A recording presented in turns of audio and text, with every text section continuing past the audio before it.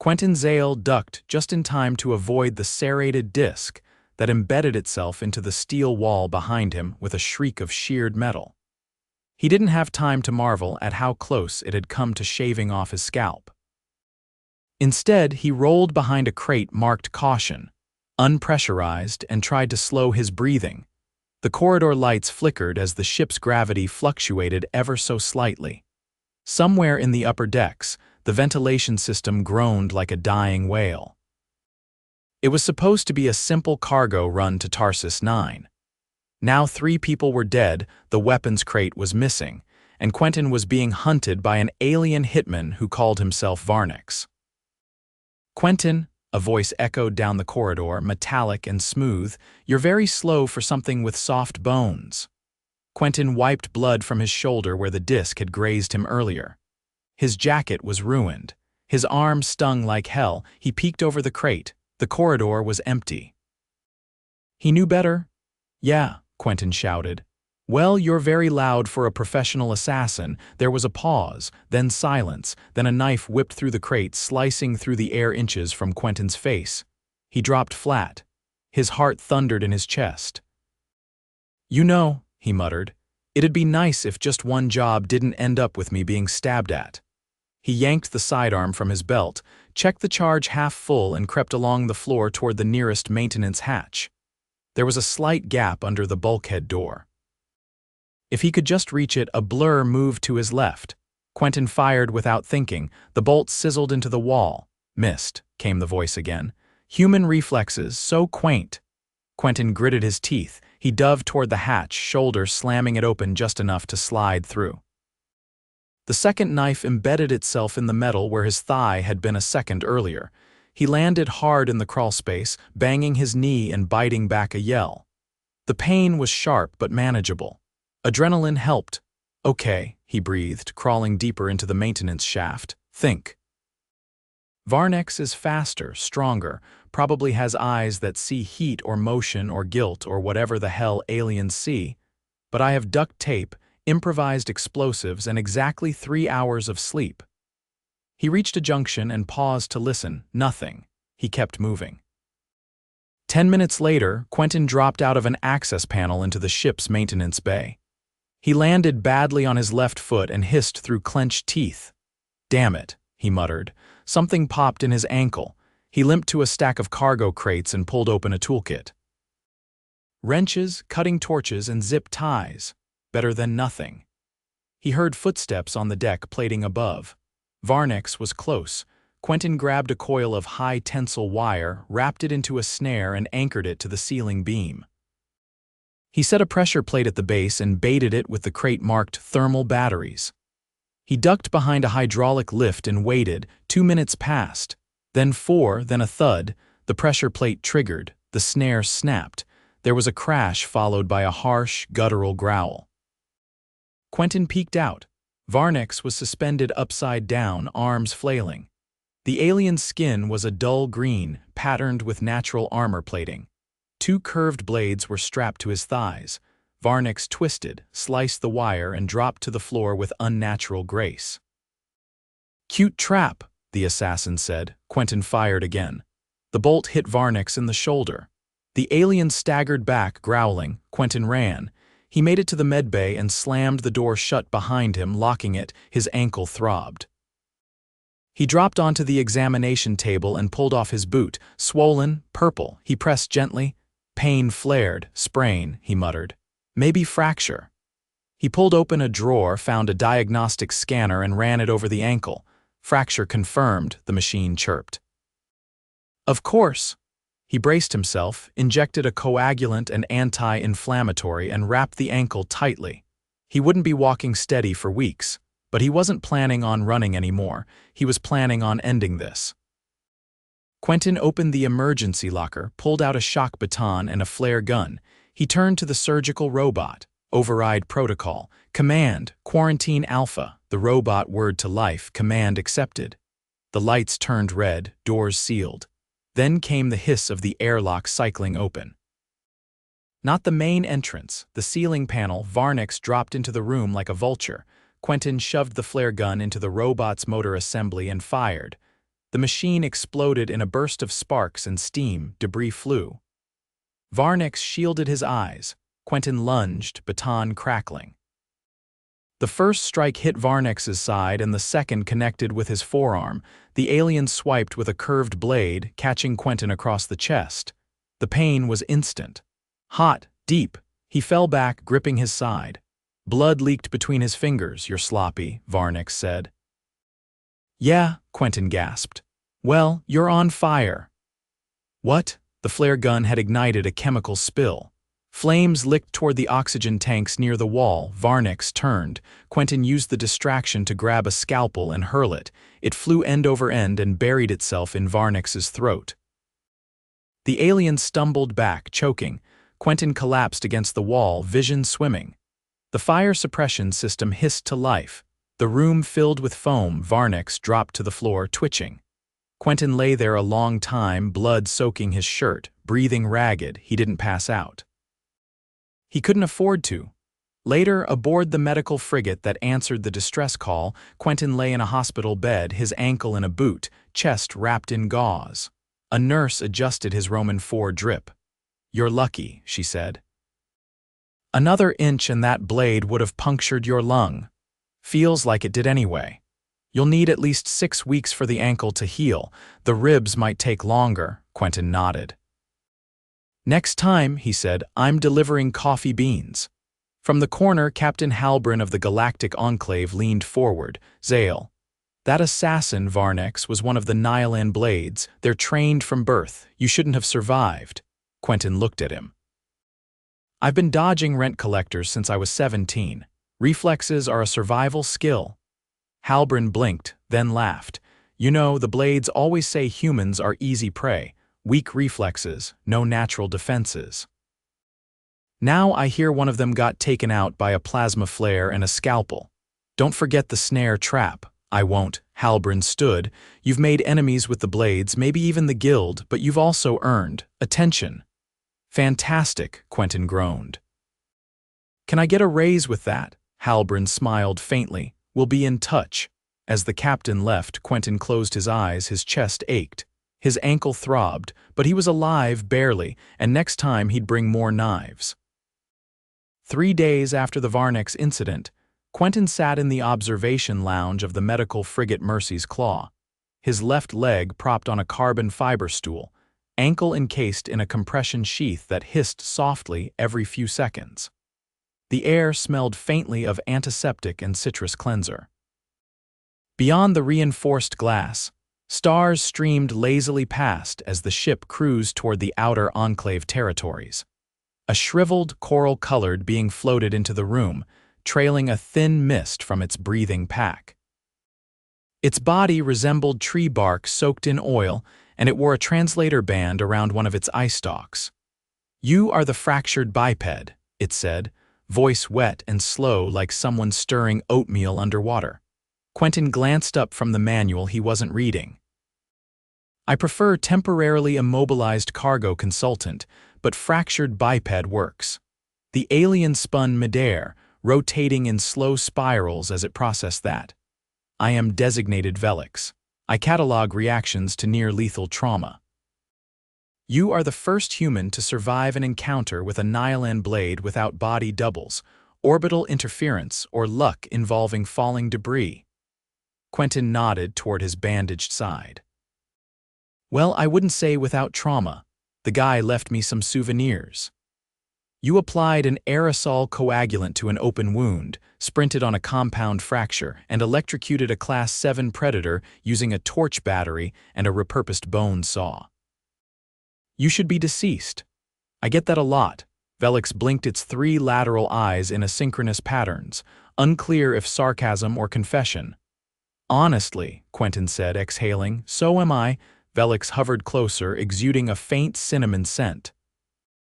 "Your species is not remarkable in muscle density, dermal resistance, or neural latency, yet you persist, inexplicably." "Thanks," Quentin said dryly. "That's exactly what my high school counselor used to say. No one has ever weaponized a surgical assistant to create a disorientation cloud mid-combat." "Why?" Because it was plugged in and nobody told me not to. That is not a strategy. It is if you're desperate. Velix made a sound like a sigh through crushed leaves. I must document your biochemistry. Voluntary participation is encouraged but not required. You're not going to take my spleen or anything, right? Velix drifted backward, appalled. Of course not. That's barbaric. We only take spleens with signed waivers. That's comforting. The door chimed, and a tall, silver-scaled creature entered on 3 limbs, the 4th holding a data slab. Its skin caught the light like brushed aluminum, casting shifting reflections across the walls. It wore a badge indicating Enclave Diplomatic Corps. Human Quentin Zale, it announced without introduction. You've triggered 4 violation subclauses, 2 interspecies incident reviews, and an unofficial commendation from the Freelancers Guild. You are now a subject of interest in 9 systems. Quentin raised an eyebrow. I wasn't even armed when I boarded that freighter. This is what I get for trying to deliver batteries. You disabled a Nihilin operative during a sanctioned extraction protocol. That qualifies as a diplomatic event under Enclave Charter Article 27. I didn't even know there were articles. You are now classified as a variable asset. That means you'll be monitored, potentially hired, possibly interrogated, and definitely invited to unpleasant meetings. That sounds like jury duty in space. The diplomat's eyes flickered red for half a second. We're assigning you a liaison. Is it going to be one of those spineless bureaucrats who writes reports on my heartbeat? No, the diplomat said, as if that were beneath insult. You're getting a Glavian, Quentin frowned. What's a Glavian? The diplomat turned and left. Velix emitted a soft clicking noise. Oh, they don't send Glavians unless they think you're going to break something expensive. Quentin leaned back, letting the headrest absorb the weight of that thought. Great. 2 hours later, he met his liaison. She entered without knocking, all sharp lines and unblinking eyes. Her skin was opalescent, subtly shifting color depending on the angle, and her joints moved with deliberate, almost serpentine grace. She wore no insignia, just a utility belt and a small black implant above her left temple. You are Zale, she said, depends who's asking. I am Yilsa. You will not lie to me and I will not underestimate you, that is our understanding. Quentin studied her for a moment, her gaze didn't waver. All right, no lies, no assumptions. That's fair. You are medically cleared for limited mobility. Depends what you mean by limited. She flicked her fingers and a holographic display appeared between them, a rotating model of a freighter, its corridors marked in red and blue. Your incident aboard the freighter raised several flags. We need to understand how you anticipated Varnex's movements. I didn't. I just kept moving the wrong way until I ended up in the right place. That's not a method. It's a very human one. Yilsa tilted her head. Explain. We're bad at planning, but we're great at panicking creatively. She considered that. You manipulated your environment, repurposed tools, ignored pain thresholds, and escalated without clear advantage. Statistically, that should have failed. Yeah, well. Statistics don't bleed. Yilsa stared at him longer than was comfortable, then shut the projection. You are not strategic, you are disruptive. Most people just say I'm a pain in the ass. Your terminology is imprecise but not inaccurate. She stepped aside, gesturing for him to follow. Where are we going? Training hall. You must demonstrate the conditions under which you survived. I can barely walk. That is not a disqualifier. The hall was a cavernous chamber with adaptive flooring. As they entered, the walls shifted from sterile white to dull gray steel. A series of obstacles emerged from the floor platforms, sloped panels, low-gravity jumps. Yilsa handed him a stun dagger and stepped back. You will reenact your engagement, no assistance, no guidance. Quentin looked at the blade. I'm right-handed. My right shoulder's still bruised. You'll adapt. He limped to the center, adjusted his stance, and waited. A mechanical drone dropped from the ceiling. It resembled Varnex only in silhouette, but the movement was fast, too fast. It lunged. Quentin ducked, cursed, and rolled sideways, landing on his bad ankle. Pain shot up his leg. He bit down and staggered upright, swinging wildly. The blade clipped the drone's shoulder assembly. Sparks flew, the drone countered, blades whistling past his face. He grabbed a loose pipe from the ground, clearly placed there for the test, and jammed it into the drone's leg joint. It stumbled. He vaulted onto a ledge, breathing hard. Yilsa watched without expression. "You're not supposed to win," she called. "You're supposed to survive. Trust me," Quentin panted. "I'm not about to win anything." The drone reset. Quentin dropped down, landing badly again, and scrambled behind a barrier. He pulled a metal shard from the wall and hurled it. It bounced off the drone's chassis but distracted it just long enough for him to charge and strike the back of its knee. It collapsed. Quentin fell with it. The chamber lights dimmed. Yilsa approached as he lay on the floor, chest heaving. "You lasted 14 minutes. I'll take a ribbon if you've got one. You're not fast, you're not strong, but you're volatile in ways that defy planning. We prefer the term spontaneous." She knelt beside him. "You will not be assigned to combat. You will be observed in unpredictable scenarios and used to test threat modeling. Sounds like a science experiment. Only if you survive." He laughed, winced, and propped himself up on an elbow. "You people have a weird way of saying thank you. We don't say thank you. We say, don't die yet." Quentin lay back and stared at the ceiling panels shifting above him. Noted. Yilsa stood. "You'll be transferred to a forward station in 6 days. Rest. You'll need your absurd reflexes." He closed his eyes. Absurd's generous. Yilsa left. Quentin didn't move for a while. Eventually, he whispered to no one, "I'm gonna need better shoes." 2 weeks after the simulation run, Quentin's ankle had healed enough to bear weight without the brace, though the occasional misstep still sent a crackle of heat up his leg. The compression sheath had been replaced with a flexible polymer wrap, and he'd been cleared for limited-range mobility drills, something he interpreted as walking without looking like a malfunctioning scarecrow. He now found himself in the forward observation dome of Enclave Relay Station Farside 6, a quiet outpost clinging to the edge of a dying binary system. The dome wasn't much quarters for 6, a small lab and a multipurpose hall that doubled as mess, gym, and emergency lockdown cell. Its main feature was the wraparound viewport that gave a spectacular view of the twin stars collapsing inward in slow-motion entropy. Yilsa was there already, seated lotus-style on the low platform that served as a communal bench. She was calibrating a device that looked like a tuning fork mated with an old satellite dish.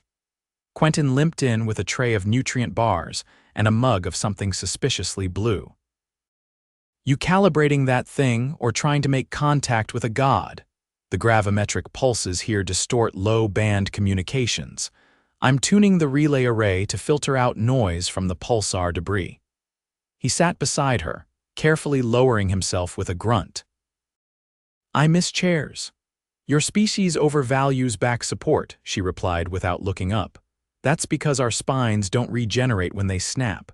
She paused, then adjusted a dial. "Biological inefficiency isn't a moral failing. Tell that to my lumbar." They sat in silence for a minute. A distant vibration hummed under the floor plates, probably the cooling pumps cycling again. Quentin unwrapped a bar and bit into it. It tasted like compressed dust and regret. "This place always this lively?" he asked. "Usually less." "You brought the noise. I thought I was here to be observed." "You are. 3 departments are tracking your stress response." Quentin chewed slowly. "Let me guess. The chair situation is part of the test. Your discomfort is data." He leaned back against the wall, staring out at the stars.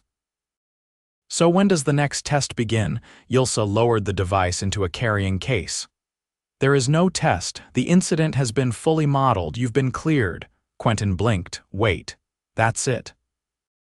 "I got stabbed, electrocuted a robot, got transferred to a backwater station with no chairs, and now I'm just done." "You demonstrated sufficient unpredictability to invalidate several risk models.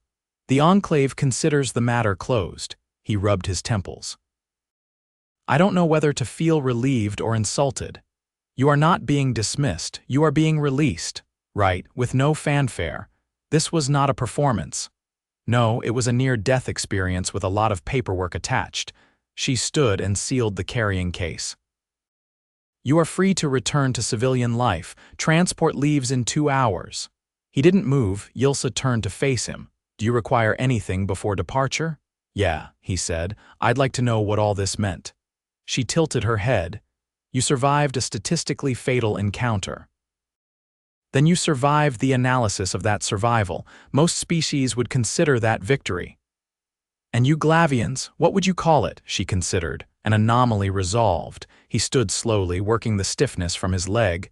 You know what gets me? I didn't even do anything heroic. I just didn't die fast enough. Sometimes that is the entire distinction. She moved toward the exit, then paused. You are not required to return to Enclave service, but if you do, request protocol classification Zale, it now exists. He stared at her, then laughed once short, surprised.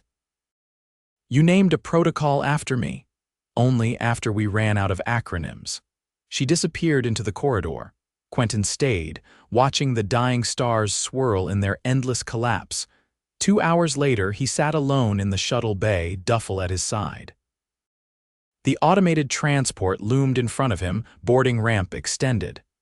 The station's systems hummed quietly in standby. He didn't board. He turned and walked to the comms panel near the docking platform and keyed in a request. A voice buzzed through the speaker. Transport log confirms your departure, Zale. Is there a problem? No, he said. I'm not leaving. There was a pause. Please reconfirm. I'm staying. Revoke transport clearance. Another pause. Reason. He looked back toward the corridor. I'm not done being unpredictable. Hours passed. The station remained quiet, save for the occasional rumble of distant machinery. Down in the small wreck alcove, Quentin sat on the floor with a manual disassembly kit and a broken drone chassis someone had dumped behind a bulkhead. He adjusted the calibration on the servo motor, narrowed the torque range, and tested the response. The arm twitched. He grinned. Yilsa walked in, holding a datapad.